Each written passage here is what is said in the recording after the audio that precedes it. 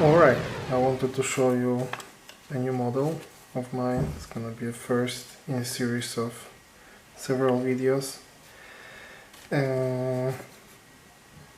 I enjoy this plane because it has, front and a back portion. It's pretty well balanced. It's not a performance glider, that's for sure, but it glides pretty steadily on short distances, and I didn't have a chance to try it on like long distance. So yeah, first we need to create the center crease. So we fold this edge toward this edge.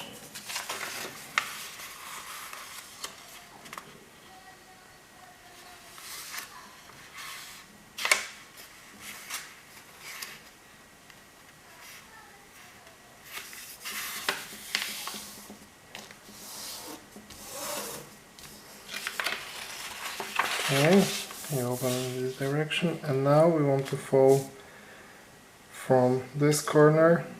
We want to align this corner to this corner. We only want to fold half of the paper, so you're gonna end up with a crease around here.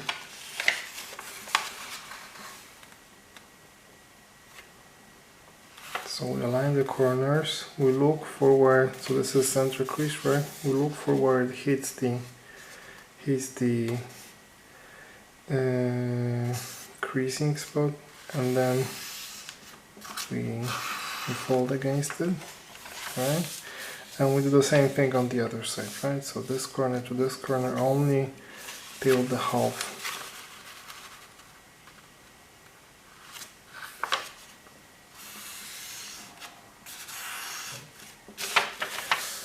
Alright, so we right now have two lines, and we need two more that will be almost parallel to these ones, but they all have a reverse creasing. And how I want to achieve it is we want to reverse the paper. I also rotated. I enjoy working from folding from me outwards, but there are different approaches here.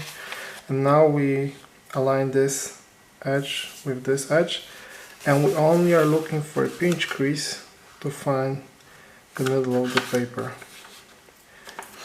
And most often it falls in where the two lines are meeting at the point, right? Now we take this edge and we align it with this point, so we create a horizontal crease the full length, right? And right now we need to do this move again. And here we only need a point toward the edge of the paper, but to make it precise, I prefer to fold it fully like this. Alright, so now we turn it around, and these are now mountain folds. And we want to align this corner with this point where the crease meets the left edge, right? So before that we were going full distance, now we're going a bit closer. So we align here, and with the same maneuver. So we look for where the center crease meets the current crease, and we only fold downward portion. And we do the same thing on the other side, right? So this corner to this point.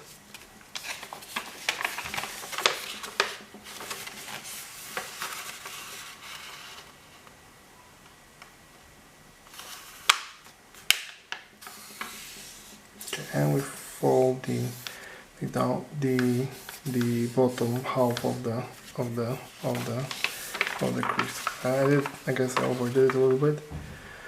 Alright, so what we do now, we turn the paper around, and what we want to do is we have like a little step so to speak, here, like kind of like a stair, and we want to fold on it. And I'm not really sure how to explain it, but I don't think it's like very difficult. You just don't want to get any bubbles here, so you're gonna end up with something like this, right? So if you imagine we started with paper like this, and now we kind of like closed on this step, on this stair. Yeah, so some composite folding, but not too complicated, right? And once we have this line kind of like already driven through, we have two perpendicular creases on the side of the paper, so we want to follow the second one from the top. We want to fold it underneath, right? Just basic fold. And now we want to close again, right? So this is the first step, the first, I would say, part of the whole process. All right, so what we do now is we are in such a situation, and we take this edge and we fold it against this edge. So basically create like a regular triangle. A pretty common move for paper airplanes, right? And we follow the same procedure on the other side.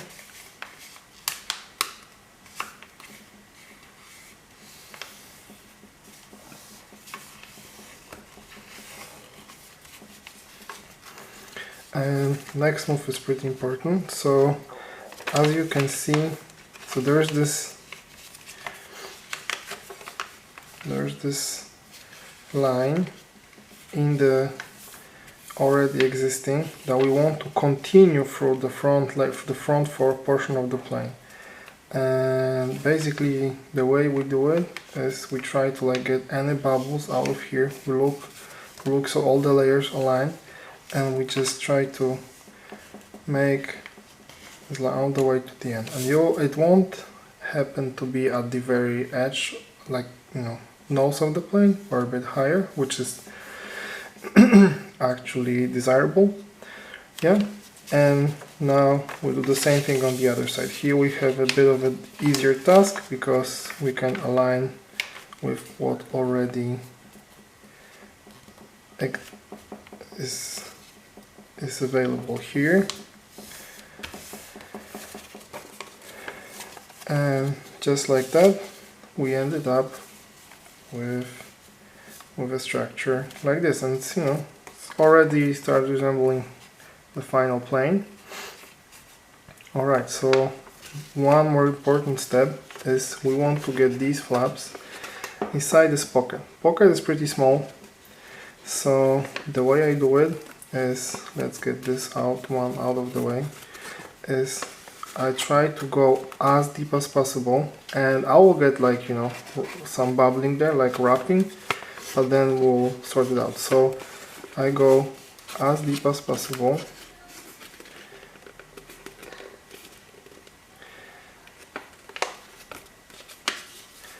and then I do the same thing on the other side. And now when we open the wings again, oops, when we open the wings again,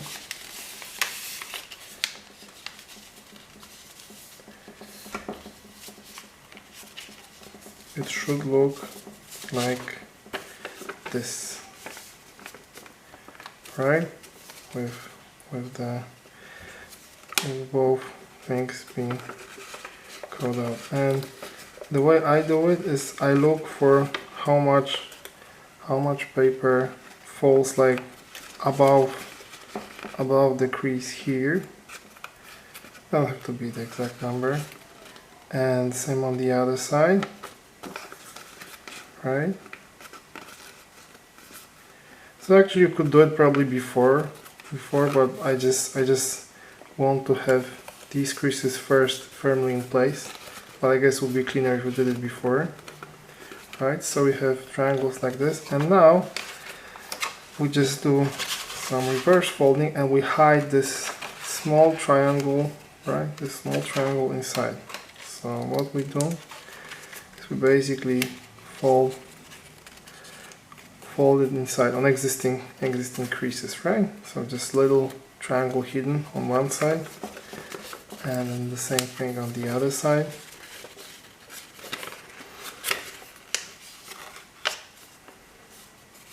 Alright, and now we can go back to these existing creases.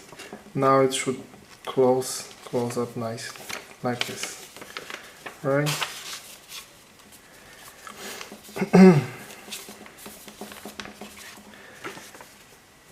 Okay, looks clean in the middle.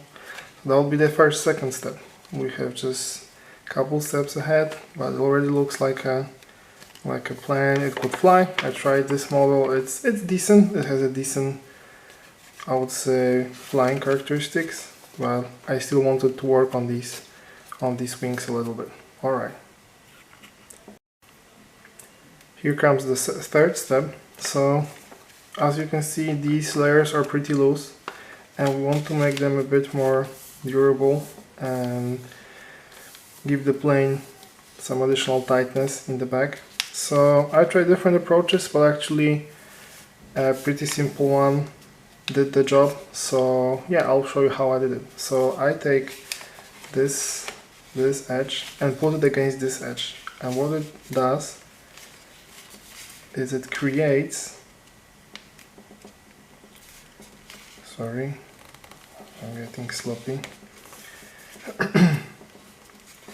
It creates a bit of an angle on the front portion of the plane, right? So I think it also looks nicer, but the main reason is we'll use it to close all these like, you know, moving parts in a second.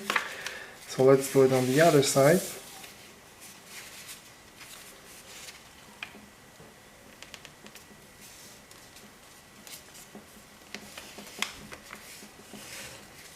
Alright, and now what we want to do, we want to hide as much as possible underneath, right? Underneath this layer. So how we want to do it is we take this point as an orientation point when the layers meet, and then we bend as much forward as possible so this point, this one here, doesn't exceed the border of the plane.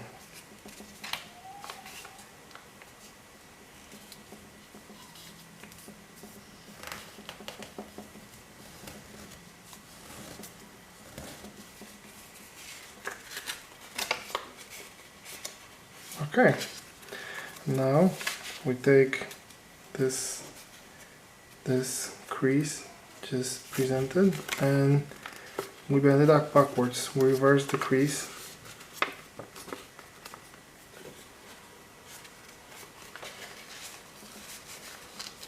and yeah, that would be it.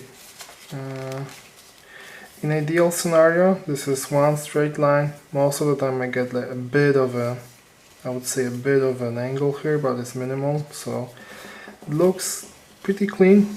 It does the job of locking the layers together, as you can see, and it gives some additional upward elevation to the back portion of the plane, because, you know, there's a tension here and the paper wants to unbend, and it just elevates this back portion a little bit. We don't want too much upward elevation here since we already achieved it through the main folding, but I found it beneficial for the plane. Alright, so we do the same maneuver on the other side. We get this point, then this one, and we fold, just following the same logic as before, and this is like a preparatory fold that will reverse in a second.